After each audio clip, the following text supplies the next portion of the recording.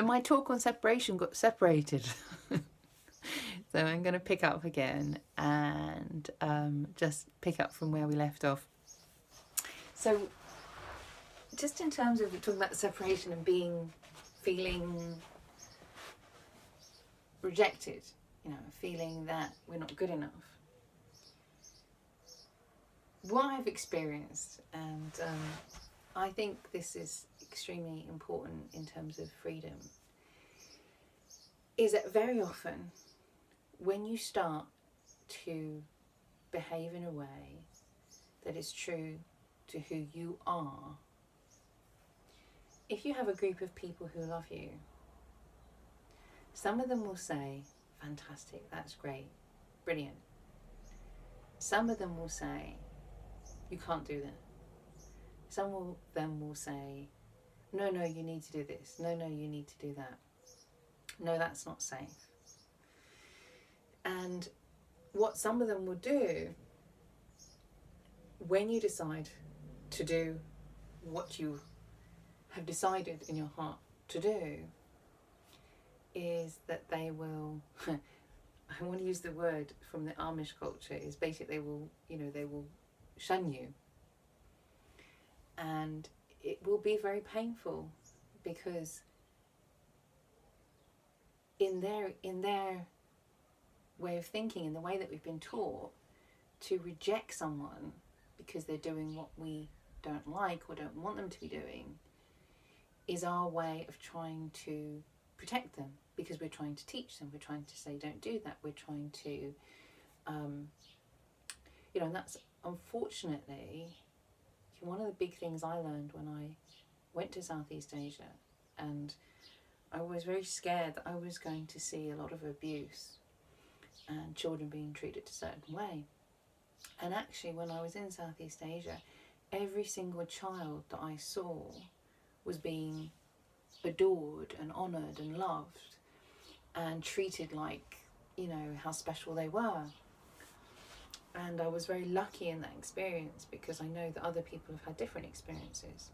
But for me, where I was or what I was doing, I just saw, really great child rearing. Really great child rearing. And what actually shocked me the most was when I came back to England and I suddenly saw the way that parents in the UK were talking to their children. And I remember one experience when I was in a changing room, in a swimming pool change room, and the way this woman was talking to her children was so full of what sounded like hate, and it was, if you don't behave yourselves next time I take you to the restaurant, then I'm never going to take you again, and we won't stay, and you've got to behave better in public, and da da da da. I was thinking, well, I'm here, so this is essentially public. You're talking to your children like this in front of me. And time again, I've experienced the way that in the UK, and I think this is quite interesting in terms of having people doing homeschooling now, that many parents are teaching their children with anger, with rejection, with judgment, with dismissal, with you're not good enough.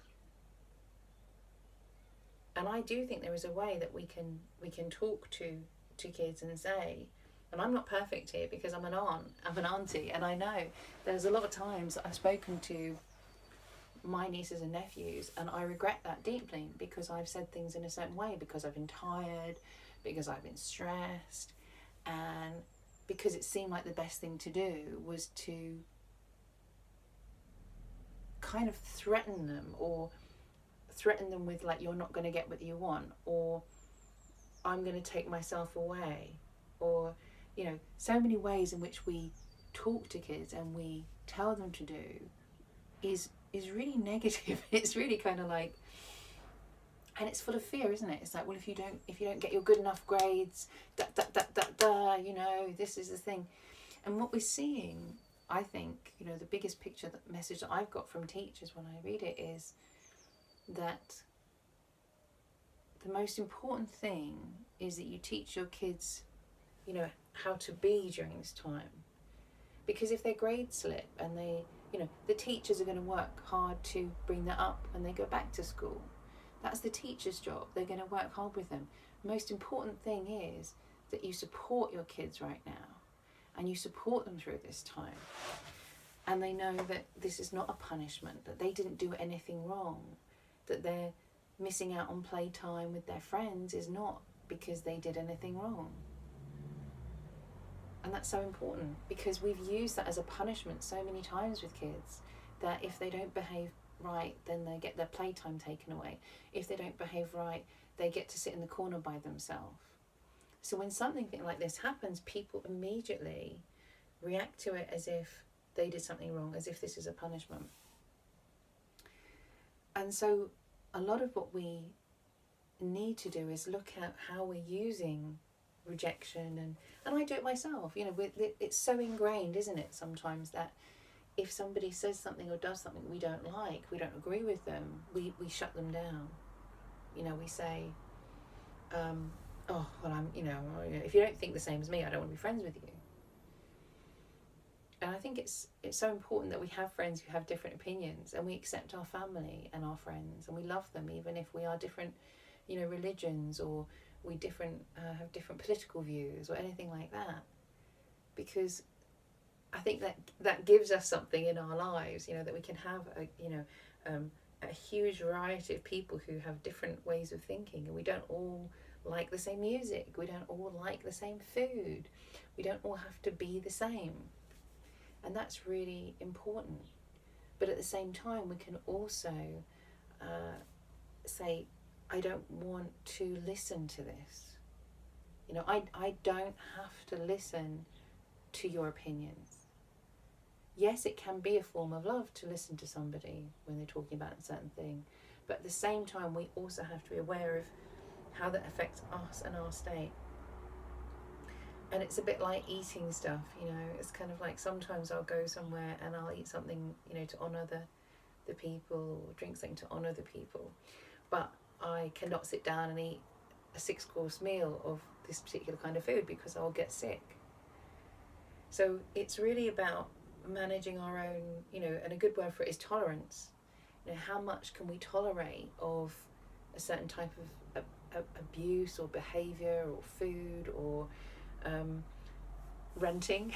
And I went to a friend's, I was looking at somebody's Facebook yesterday, and there's a friend I really like, and some of his stuff was really funny and some of it was really political, and I was like, Pearl, stop watching this, stop reading this, because this is not that good for you. And it's knowing like how much of this can I absorb before it's going to have a really negative effect on me, before it's going to make it hard for me to sleep, before it's, and then I have to say,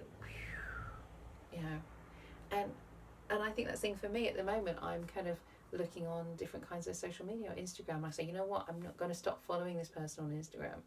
They can stay my Facebook friend, that's great, but I just don't want to see all this stuff.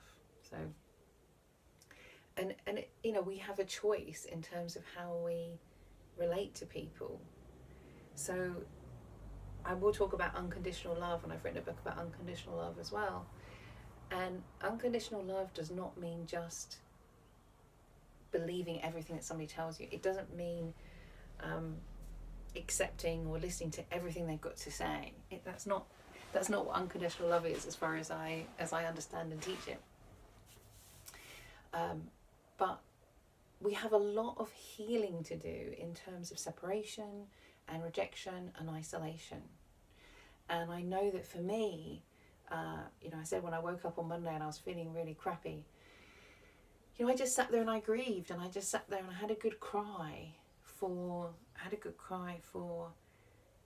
the bereavements that I've had that clearly I haven't completely healed from. I haven't completely accepted those. And that's okay, because it's sort of pushing me deeper into that process of grieving and bereavement and healing that, and not to avoid it, but to allow those last bits to come up and be healed. But yesterday I will admit as well that I I was driving my mum's car, and a song came on the radio, and it was a song I remember listening to, and all singing and dancing to when we were at home as kids.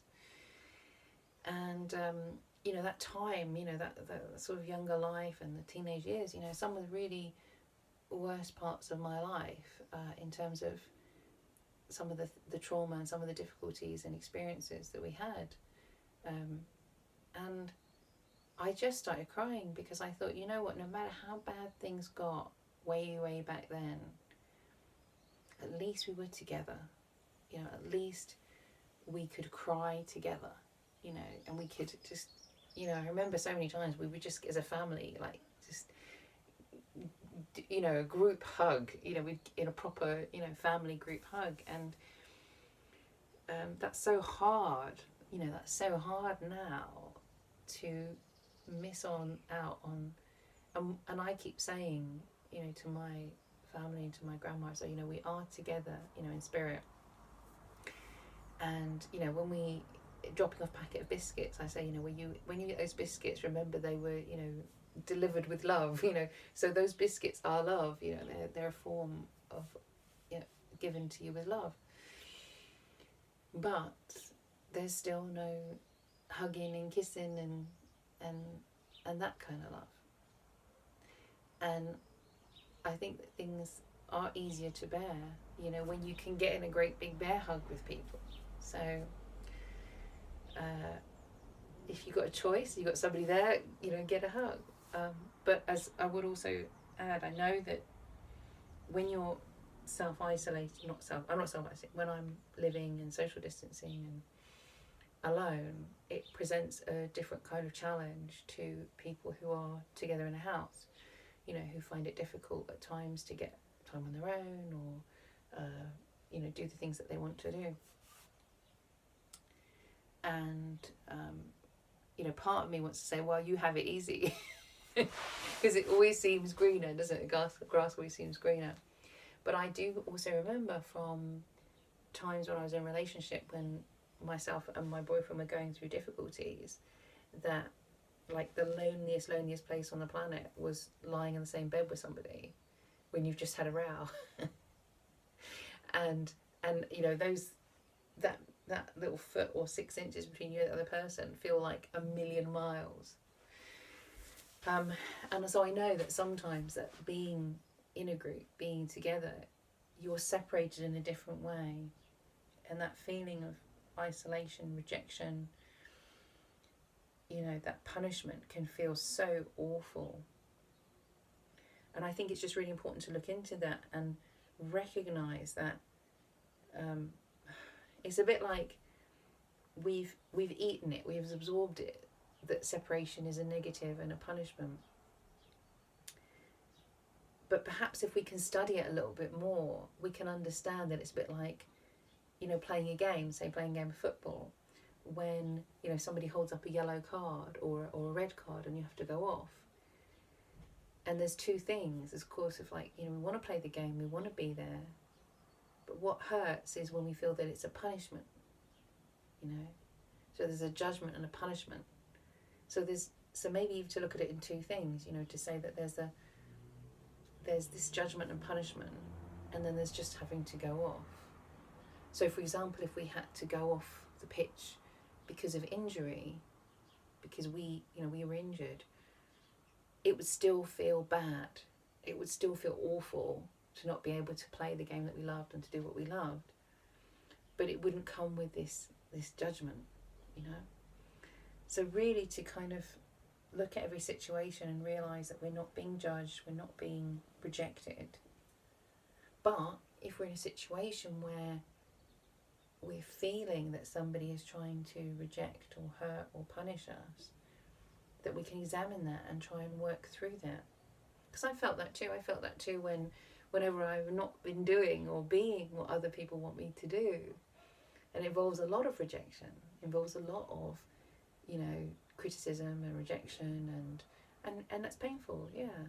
But I think the thing is in terms of freedom and being free, it's important that we are true to ourselves. It's important that we know that if we are going to eat something that's not right for us, or go and watch a movie that's not right for us, that we do it out of love. We do it out of saying, you know what, I don't like football, but if the family wants to play a game of football, let me join in and have fun with that. As an act of love. But it's my choice. Instead of feeling, oh, I've got to play this, everyone else is playing it. We have a choice. So it's important to really evaluate these things so that we can, even when you get together and you play with your family, you do something, to recognise that we did it out of choice. And so then we can enjoy that game of football instead of resenting it because we feel like we've been pressured into it. So understanding that we are making a choice to do something or not do something. Okay, so I said I would come back to, and I will talk about, just very quickly, I don't really talk quickly, so maybe I'll just take that away. I didn't say that. Really talking about the spiritual understanding of separation. And I'm trying to decide how deep to go with this one. So, on the one hand, most people will accept, or a lot of people will accept, that we are connected. We're all connected in one way or another. Even if you don't believe that we're connected in a spiritual sense, we can be connected in a very real sense of having so many people who work to support us. So we have the bin men, we have the people who drive the food to the shop, we have the people who work in the shop, we have the gas company or the electric company. We have a lot of people who are doing things to support us. And so we have a sense of interconnectedness. And we would also have what Thich Nhat Hanh would call a sense of interbeing, so that we are not a being in isolation, we are being in connection with all other things.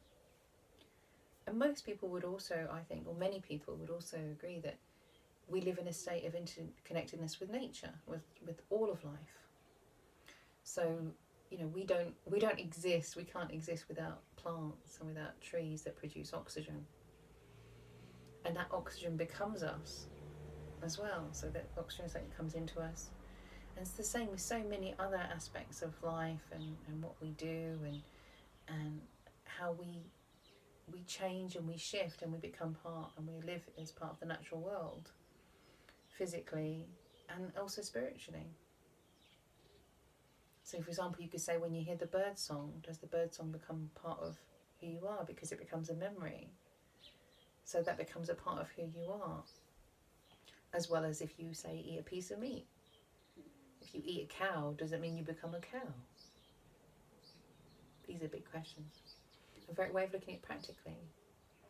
But on the other sense, we could say that when I go into a state of meditation, I believe this is called, in Indian school, you would call this mukti, where in a state of meditation we can perceive and feel connected to all life.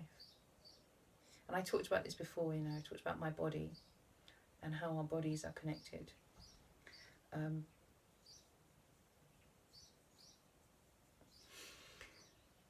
so that, in a sense, is that the sense of separation is an illusion, because we are all connected and we are all one being.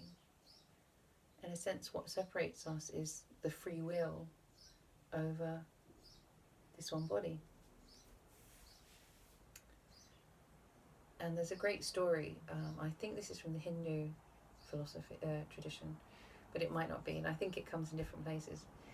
And it really is this, in that, and the story goes, there was one god called, I think, and I'm not going to say names because I think I got it mixed up, and he was sitting there and he said, wow, this is so great, but I'm lonely, there's nothing to do here, I've got no one to play with. So he created another being. He brought this other being, a very beautiful woman, as they always are, and so she could talk to him and she could play with him, but she was still part of him. And she said, okay, you're bored, we're going to play a game. Said, okay. So he said, so he created all the land, and he created all the animals, he created all the birds, he created everything, this beautiful landscape that was the earth.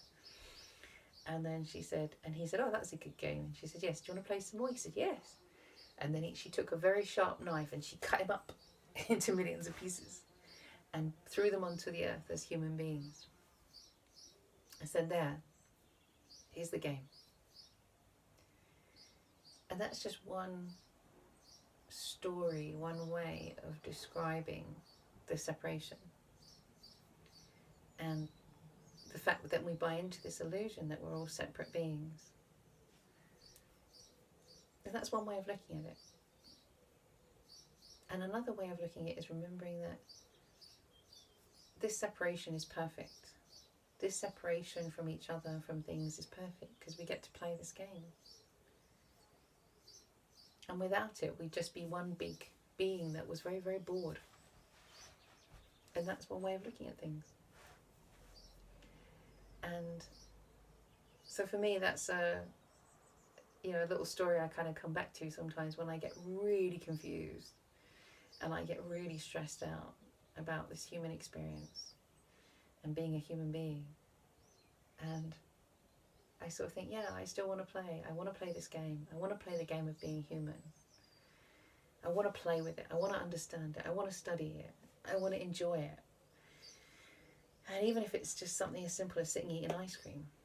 Sitting eating an ice cream is a wonderful pleasure. It's so beautiful. And it's kind of even better if you can sit there with your grandma and eat an ice cream. That's pretty special. And we wouldn't have that without the illusion of separation. If we didn't have the illusion of going apart, we wouldn't be able to come back together again. And that's one way of looking at it. So I hope that helps. I would just say as well that very often we judge ourselves for the difficulties that we have. And Monday, when I was feeling really annoyed about this situation, and I was punching the pillow and I was getting really angry and all that kind of thing.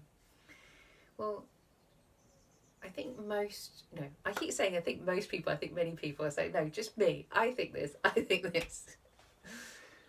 I believe that in terms of grief and our grief process, that is perfect.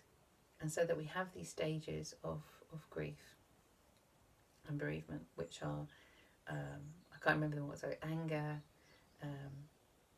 depression, bargaining, what's the other one? Acceptance is the final one, and denial as well. So all of those stages are, real and proper and fine, So sometimes the anger that comes up is a way of moving out of one state that we've been in.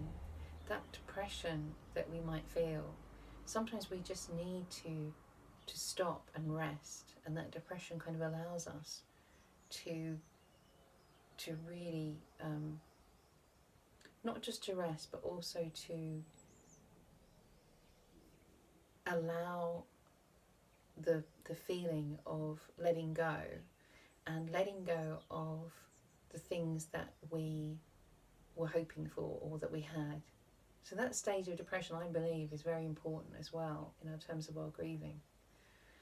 And even just sitting there having a cry is very important in terms of moving through our grief. And it is paradoxical because we say, well, we are one and we are eternal, and so those people that I miss and love are always with me. But at the same time, I grieve for them being human. I grieve for not being able to kiss and cuddle them anymore. And so that is, that is very important in terms of the way that we heal, and we heal from bereavement. And let us hope that we can all get back together and have a lovely kiss and cuddle with the people that we do love very, very soon. So take care. I hope it helps. Look after yourselves. Bye.